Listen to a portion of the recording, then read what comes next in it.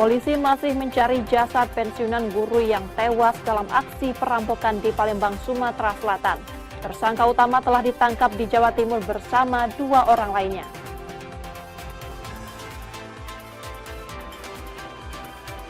Aksi pencurian kabel listrik milik PLN terjadi di sepanjang jalan lintas tengah Sumatera. Total kabel yang dicuri mencapai 24,5 km.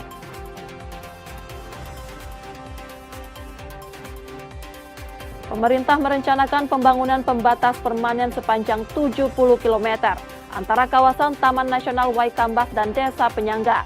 Langkah ini diambil untuk menekan konflik gajah dengan manusia.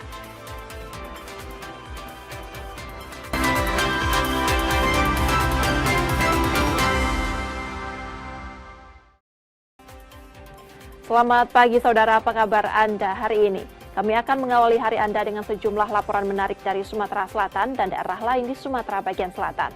Selain berita utama tadi, masih ada informasi-informasi menarik lainnya yang akan kami sampaikan. Bersama saya Rizka Silviana, inilah Kompas Pagi selengkapnya di Kompas TV Independen, terpercaya.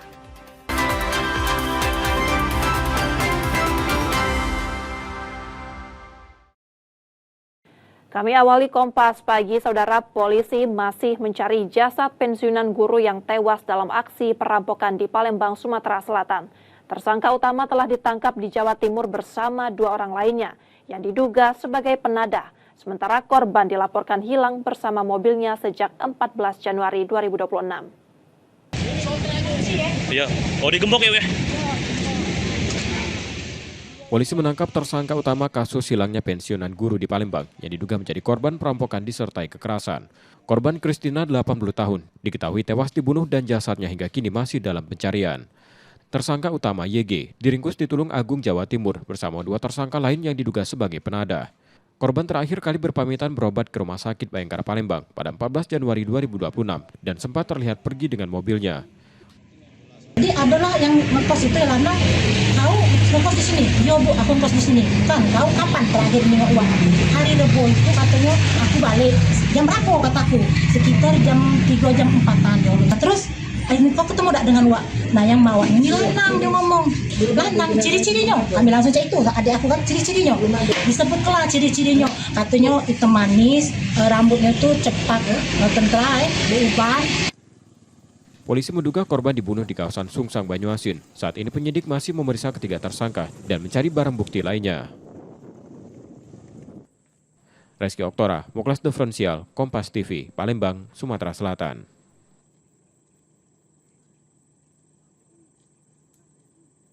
Sementara itu, aksi pencurian kabel listrik milik PLN terjadi di sepanjang jalan lintas tengah Sumatera. Total kabel yang dicuri mencapai 24,5 km. Polisi menangkap 3 pelaku terkait kasus tersebut.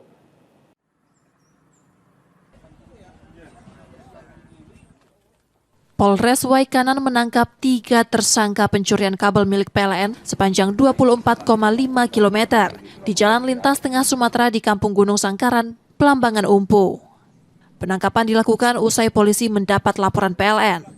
Dari tersangka, polisi menyita puluhan gulungan kabel, ratusan kulit kabel, alat pemotong, senjata tajam, serta kendaraan yang digunakan dalam aksi itu. Diamankan sebanyak 3 orang saat di rumah kontrakan yang berada di Kampung Gunung Sangkaran, Pelambangan Umpu, Kabupaten Waikanan. Adapun tersangka antara lain inisial RA 31 tahun, inisial JY 22 tahun dan inisial RY 19 tahun. Diduga para pelaku menurunkan kabel merek Voxel dan kabel listrik tipe A3CS 150 mm yang sudah terpasang di tiang listrik, kemudian memotong kabel tersebut menjadi beberapa bagian dengan menggunakan gergaji besi. Ketiga tersangka kini ditahan di Polres Waikanan dan terancam hukuman maksimal 7 tahun penjara. Roma Afria Idam, Kompas TV, Waikanan, Lampung.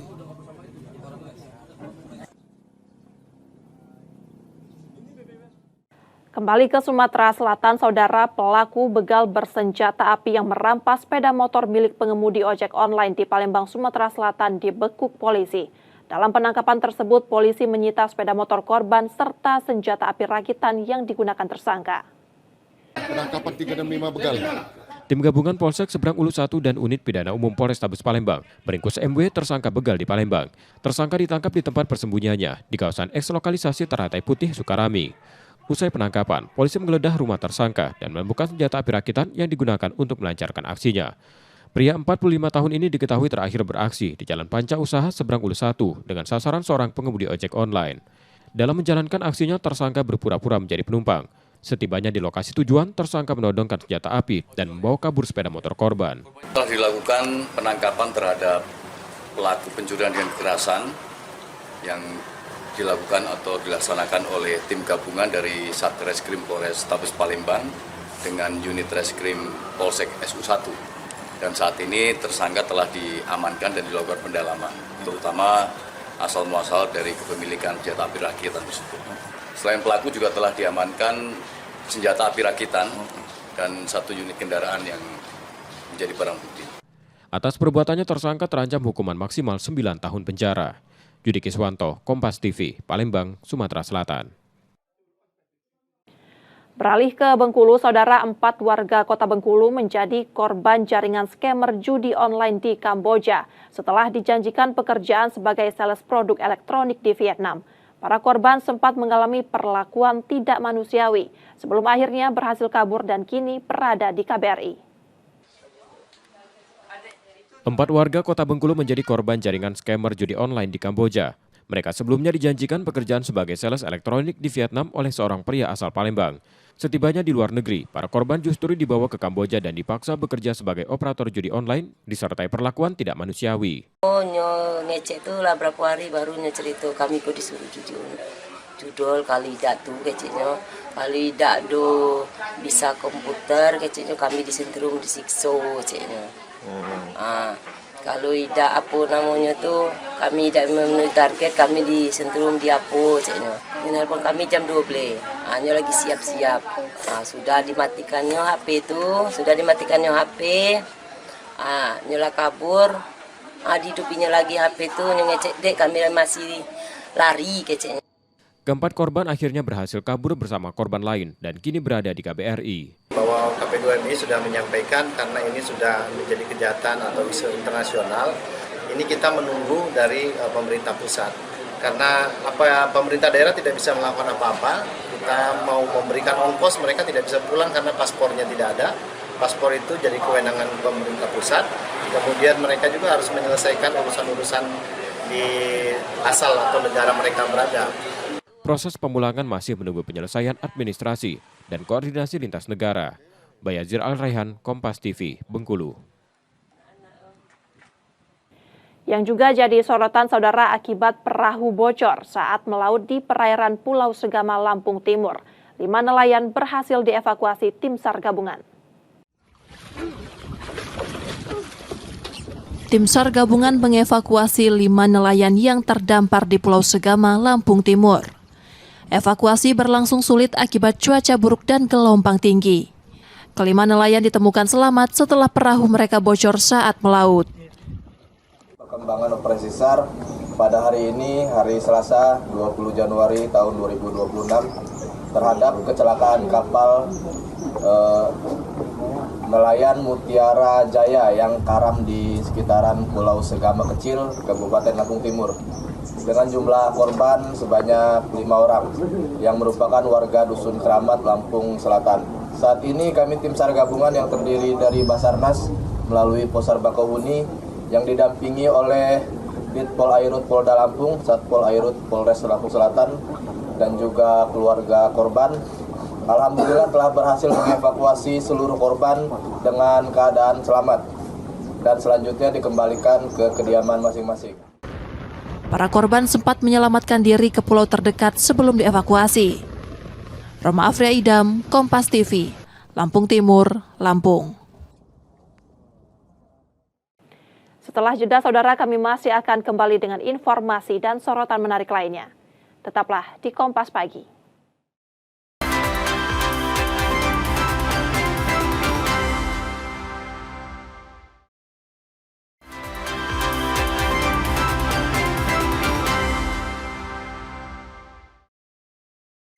Anda masih di Kompas Pagi, saudara. Raden Kalbadi, ayah Bupati Waikanan Ayu Asalasia, kembali menjalani pemeriksaan kedua penyidik Kejaksaan Tinggi Lampung terkait dugaan penguasaan lahan kawasan hutan di kabupaten ini. Raden Kalbadi, ayah Bupati Waikanan Ayu Asalasia, diperiksa Kejaksaan Tinggi Lampung terkait dugaan penguasaan lahan kawasan hutan di kabupaten tersebut. Didampingi kuasa hukum, Raden Kalbadi yang juga ayah Ketua DPRD Waikanan Rial Kalbadi menjalani pemeriksaan selama sekitar 8 jam. Pemeriksaan tersebut merupakan kali kedua. Belasan pertanyaan 15 lebih sekian. Di klarifikasi ya, tahapan penyelidikan nanti kita dalami. Setiap perkembangan akan kita sampaikan pada teman-teman media. Nah, tadi saudara Pak siapa namanya tadi? Bustami. Ya, Pak Bustami dilakukan juga dengan materi pokok permasalahan yang sama, ya, untuk mengklarifikasi mengenai lahan yang ada di Waikanan. Apa saksi ya lebih dari 5 saksi. Hari ini dilakukan klarifikasi. Nanti setiap perkembangan akan disampaikan oleh tim penyidik. Penyidik Kejati Lampung juga telah memeriksa sejumlah saksi lain, termasuk mantan Bupati Waikanan 2 periode Raden Adipati Surya. Roma Afria Idam, Kompas TV, Waikanan, Lampung.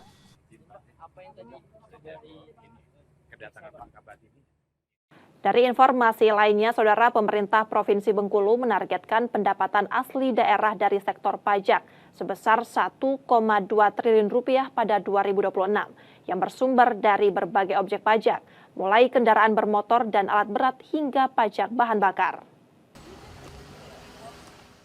Pemerintah Provinsi Bengkulu menargetkan pendapatan asli daerah dari sektor pajak sebesar 1,2 triliun rupiah pada 2026. Target ini ditetapkan untuk memperkuat kemandirian fiskal daerah.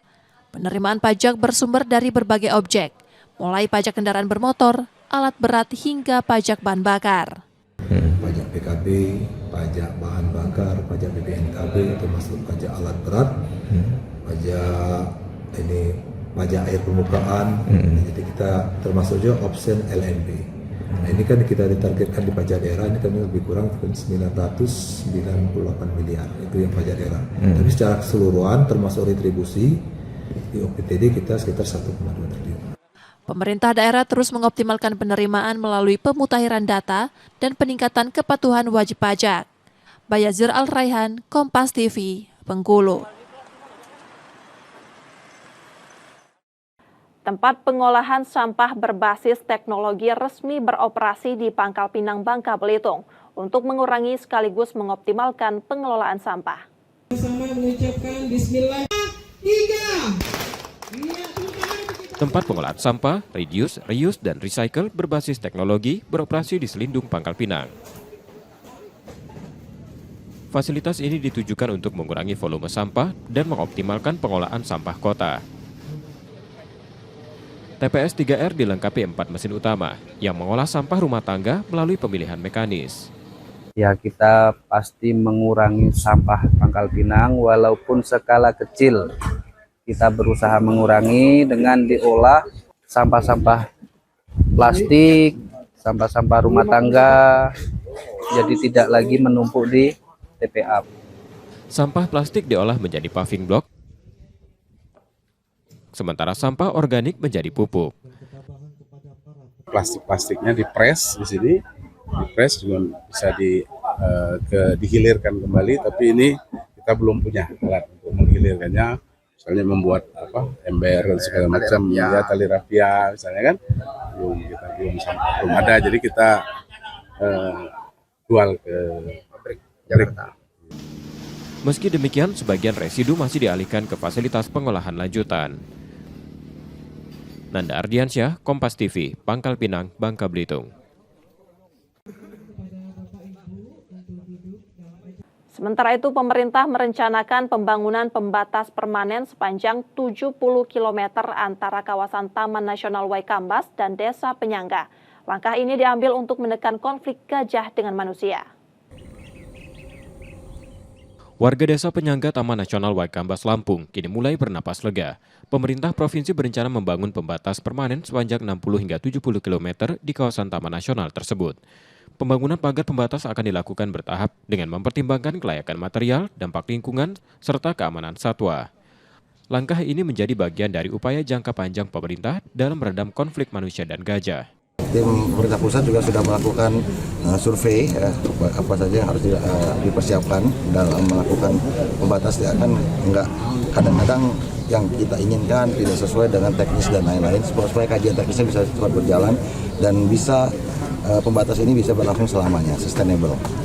Selain pembangunan infrastruktur, pemerintah juga melibatkan TNI untuk menjaga kondisivitas desa penyangga, sekaligus meminimalkan potensi masuknya gajah liar ke permukiman warga. Masyarakat tentunya kami membantu pemerintah daerah sehingga tidak ada lagi konflik antara gajah dan manusia yang berkepanjangan. Ya, tentunya kita nanti berdasarkan visibility studies yang akan segera dibuat dan kita akan membantu apa peranan TNI yang bisa membantu di situ. Termasuk tadi juga saya sampaikan bahwa ada satu batalan teritorial pembangunan yang posisinya dekat dengan Taman Nasional Waikambas yang tentunya bisa diperbantukan kepada masyarakat apabila masyarakat penyangga itu membutuhkan bantuan TNI dalam rangka mencegah terjadi konflik antara gajah dan manusia, gitu ya. Melalui pembangunan pembatas permanen serta penguatan pengamanan dan peran masyarakat, konflik gajah dan manusia dapat diakhiri. Roma Afria Idham, Kompas TV, Lampung Timur, Lampung. Pemerintah Provinsi Lampung menggulirkan program Kamis Beradat sebagai ruang membiasakan penggunaan bahasa Lampung di tengah masyarakat setiap hari Kamis. Inisiatif ini dihadirkan untuk menjaga denyut budaya dan melestarikan nilai bahasa daerah. Halo, Assalamualaikum warahmatullahi wabarakatuh. Tabi pun, cima Kamis ya sekali. Paham ingat lagi apa direkam. Gam ijo, cima lapung. Buat peta-peta saya relevan, di kedua bumi dipijat, disan langit dijunjung. Jadi di tanah Lampung ijo, pah biasa ke makai bahasa Lampung, pah makai batik Lampung. Video yang diunggah oleh Wakil Gubernur Lampung Jihan Nurlela di akun Instagram resmi ini merupakan bentuk ajakan kepada masyarakat untuk membiasakan berbahasa Lampung. Diketahui melalui instruksi Gubernur nomor 4 tahun 2025, Pemprov Lampung telah menetapkan Hari Kamis Beradat, di mana masyarakat khususnya para aparatur sipil negara harus berbicara atau berinteraksi dengan menggunakan bahasa Lampung, serta menggunakan wastra khas Lampung. Tujuannya tentu untuk melestarikan budaya Lampung agar tetap eksis di era modern saat ini.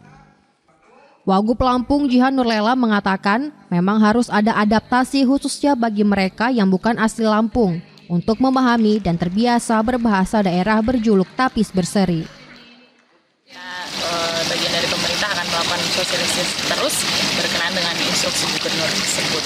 Dan sebetulnya sambutan dari masyarakat luar biasa, sangat antusias dan senang terhadap instruksi gubernur yang baru saja dikeluarkan. Jadi mereka semua menyambut baik, menyambut positif dari apa yang memang Pak Gubernur sampaikan. Program Kamis Beradat yang digagas Gubernur Rahmat Mirzani Jausal ini mendapat respon baik dari berbagai kalangan. Pasalnya saat ini memang berbahasa Lampung jarang sekali digunakan dalam percakapan keseharian di tengah masyarakat. Ya harus wajib lah, harus kita wajib bahasa Lampung, harus pintar bahasa Lampung. Kita hidup di Lampung ini, walaupun sedikit harus bisa bahasa Lampung. Program Kamis Beradat ini tentu diharapkan bisa membumikan bahasa Lampung sebagai bahasa keseharian, sehingga nilai budayanya tetap selalu terjaga. Roma Afria Idham, Kompas TV, Lampung. Saudara, kami jeda sejenak, sesaat lagi kami akan kembali. Tetaplah di Kompas Pagi.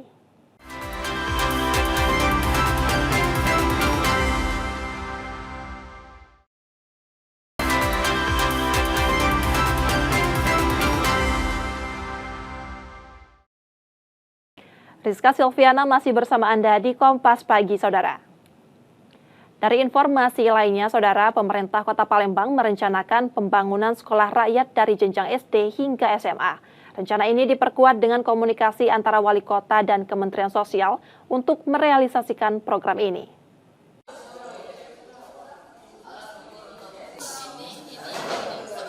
Untuk merealisasikan program sekolah rakyat, pemerintah Kota Palembang merencanakan pembangunan sekolah rakyat berkapasitas 1.000 siswa dari jenjang SD hingga SMA. Saat ini pembangunan masih pada tahap finalisasi penentuan lokasi lahan. Penyediaan lahan menjadi tanggung jawab Pemkot Palembang, sementara pembangunan fisik gedung akan dilakukan Kementerian PUPR. Kita sedang mengusahakan sukarelawan ada di Palembang, tinggal asetnya saja. Asetnya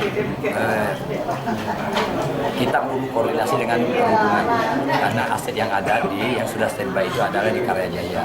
Tetapi kompensasinya dimintakan supaya fungsi terminal tetap ada. Makanya nanti kita tukar guling lah.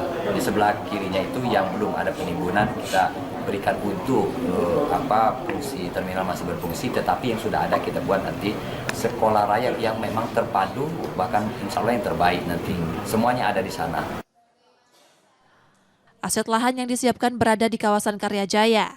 Program ini ditujukan untuk memperluas akses pendidikan dan mendukung asta-cita Presiden. Nur Muhammad, Kompas TV, Palembang, Sumatera Selatan. Menjawab tingginya kebutuhan masyarakat untuk layanan paspor, Kantor Imigrasi Kelas 1 TPI Palembang meluncurkan layanan paspor simpatik. Layanan ini dibuka akhir pekan.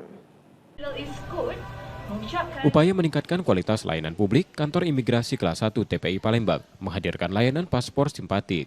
Layanan ini dibuka pada akhir pekan untuk memudahkan masyarakat yang tidak sempat mengurus paspor pada hari kerja.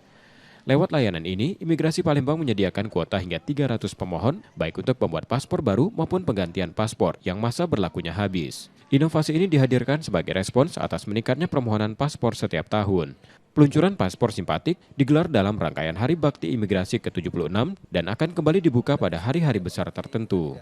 Disampaikan dan akan ke arahnya ke digitalisasi, terus meningkatkan pelayanan masyarakat, terus alhamdulillah juga kami juga tetap akan hadir dengan masyarakat ketika masyarakat membutuhkan, dan juga layanan imigrasi. Di samping juga melayani juga kita sebagai fungsi pengawasan dan juga sebagai penegakan hukum. Selain itu, Imigrasi Palembang juga menghadirkan layanan paspor drive-thru yang memungkinkan pemohon mengambil paspor tanpa harus turun dari kendaraan. Yudi Kiswanto, Kompas TV, Palembang, Sumatera Selatan. Pengenalan dan penyaluran BBM Biosolar B40 Performance di wilayah Sumatera bagian selatan mulai diluncurkan. Tahap awal penyalurannya hanya untuk segmen industri.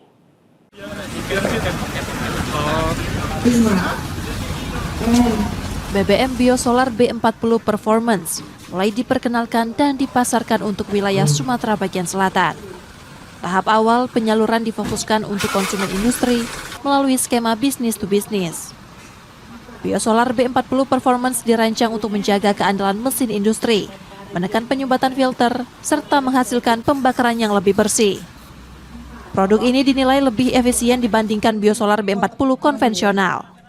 Harapannya dengan menggunakan ini konsumen bisa mendapatkan benefit berupa efisiensi dari performance peralatan mereka dengan menggunakan produk BBM yang lebih berkualitas dari sisi B40-nya dibanding mereka menggunakan B40 biasa yang tanpa performance. Penyaluran perdana dimulai 26 Januari 2026 pada konsumen industri terdaftar. Kalau per hari untuk rata-rata solar itu untuk seluruh Kertapati ya, seperti itu kurang lebih 4.000-an per hari. Solar B40 maksudnya. Termasuk dengan kebutuhan depot-depot yang inland depot seperti Batu Raja, Lahat, dan Lubuk-Linggau. Itu kurang lebih 4.000.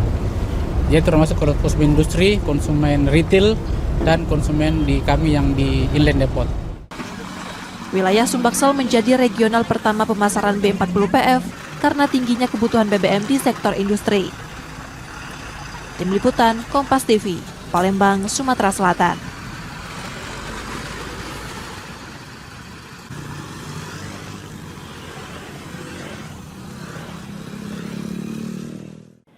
Beralih ke informasi olahraga, saudara, skuad Sumsel United tampil dominan saat laga derby Sumatera Selatan kontra Sriwijaya FC di putaran kedua. Bermain di Stadion Gelora Sriwijaya Jakabaring Palembang, Sumsel United menang meyakinkan 5-0. Laga derby Sumatera Selatan terjadi di Stadion Gelora Sriwijaya Jakabaring Palembang saat Sriwijaya FC menjamu Sumsel United pada putaran kedua Championship 2025-2026. berlangsung dalam tensi tinggi. Sumsel United tampil dominan dan menutup laga dengan kemenangan 5-0. Rahmat Hidayat menjadi pembuka keunggulan lewat 2 gol pada menit ke-10 dan 61. Sementara Juninho Cabral tampil gemilang dengan hat-trick melalui gol penalti menit ke-22, dilanjutkan gol menit 29 dan 90. Meski kalah besar, jajaran pelatih Sriwijaya FC tetap mengapresiasi perjuangan pemain. Dengan kondisi tim saat ini, Sriwijaya FC berkomitmen menuntaskan seluruh sisa laga musim ini. Saya bersyukur bisa menjalankan pertandingan hari ini dengan kondisi yang ya seperti yang diketahui apa adanya. Kita tetap komitmen saya dengan pemain yang ada menuntaskan pertandingan ini, dan selanjutnya juga komitmennya ya dijalankan gitu. Di kubu lawan, keunggulan cepat membuat Sumsel United tampil percaya diri dan mampu mengendalikan jalannya laga. Yang membuat kita mungkin lebih pede itu karena gol pertama kita semuanya bisa kendalikan, tapi Sriwijaya sangat punya fighting spirit untuk bisa menyamakan kedudukan itu. Cuma kita lebih struktur organisasinya dalam bertahan dan menyerang cukup bagus itu aja. Tambahan 3 poin membuat Sumsel United bertahan di peringkat 3 klasemen sementara grup 1 dengan raihan 30 poin, menyamai poin Adiaksa FC Banten di posisi kedua. Sementara Sriwijaya FC tetap tertahan di dasar klasemen grup 1. Nur Muhammad, Kompas TV, Palembang, Sumatera Selatan. Kompetisi Liga 4 Zona Sumatera Selatan kembali bergulir pada 2026. Laga seru langsung tersaji pada hari pertama saat dua tim asal Palembang David FC dan PS Tria saling berhadapan membuka persaingan.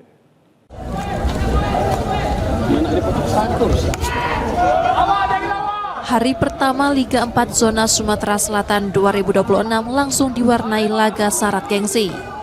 Dua tim asal Palembang, David FC dan PS Tria saling berhadapan. Meski sama-sama bermain dengan 10 pemain, David FC sukses meraih poin penuh usai menang 2-0. 2 gol kemenangan dicetak Bilal, menit 56 dan Irzan di menit 87. Secara permainan, karena mayoritas senior dan junior di mix, alhamdulillah hasilnya luar biasa. Kami kalah menit-menit ini karena gol tadi pertahanan juga bermain cukup baik, fight sampai terakhir sportif, lain juga begitu.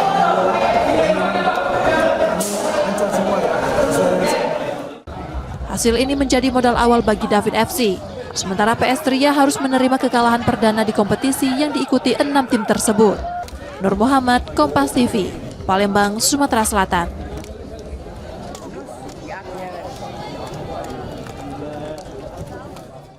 Saudara, kami jeda sejenak, setelah itu kami akan kembali. Tetaplah di Kompas Pagi.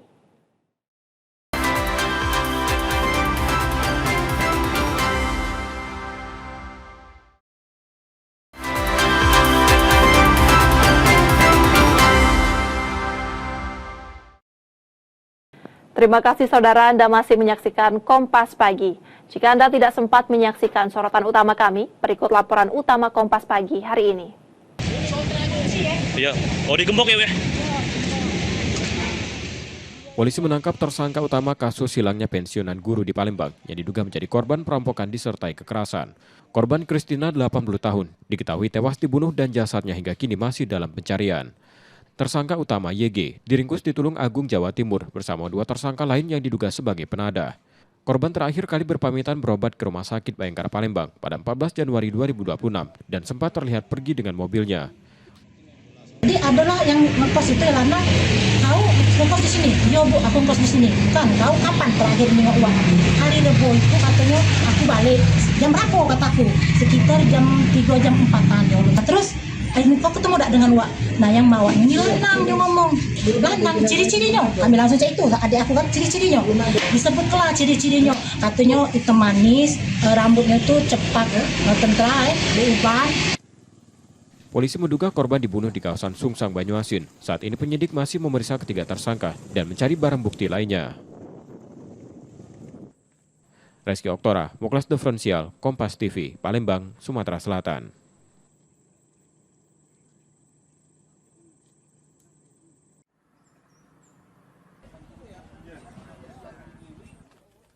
Polres Waikanan menangkap 3 tersangka pencurian kabel milik PLN sepanjang 24,5 km di jalan lintas tengah Sumatera di Kampung Gunung Sangkaran, Pelambangan Umpu. Penangkapan dilakukan usai polisi mendapat laporan PLN. Dari tersangka, polisi menyita puluhan gulungan kabel, ratusan kulit kabel, alat pemotong, senjata tajam, serta kendaraan yang digunakan dalam aksi itu. Diamankan sebanyak 3 orang saat di rumah kontrakan yang berada di Kampung Gunung Sangkaran, Pelambangan Umpu, Kabupaten Waikanan. Adapun tersangka antara lain inisial RA 31 tahun, inisial JY 22 tahun dan inisial RY 19 tahun. Diduga para pelaku menurunkan kabel merek Voxel dan kabel listrik tipe A3CS 150 mm yang sudah terpasang di tiang listrik, kemudian memotong kabel tersebut menjadi beberapa bagian dengan menggunakan gergaji besi. Ketiga tersangka kini ditahan di Polres Waikanan dan terancam hukuman maksimal 7 tahun penjara. Roma Afria Idam, Kompas TV, Waikanan, Lampung.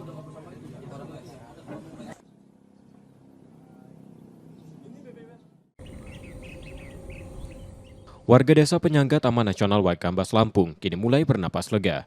Pemerintah provinsi berencana membangun pembatas permanen sepanjang 60 hingga 70 km di kawasan Taman Nasional tersebut. Pembangunan pagar pembatas akan dilakukan bertahap dengan mempertimbangkan kelayakan material, dampak lingkungan, serta keamanan satwa. Langkah ini menjadi bagian dari upaya jangka panjang pemerintah dalam meredam konflik manusia dan gajah. Tim pemerintah pusat juga sudah melakukan survei apa saja yang harus dipersiapkan dalam melakukan pembatas. Kan enggak, kadang-kadang yang kita inginkan tidak sesuai dengan teknis dan lain-lain, supaya kajian teknisnya bisa cepat berjalan dan bisa pembatas ini bisa berlangsung selamanya, sustainable.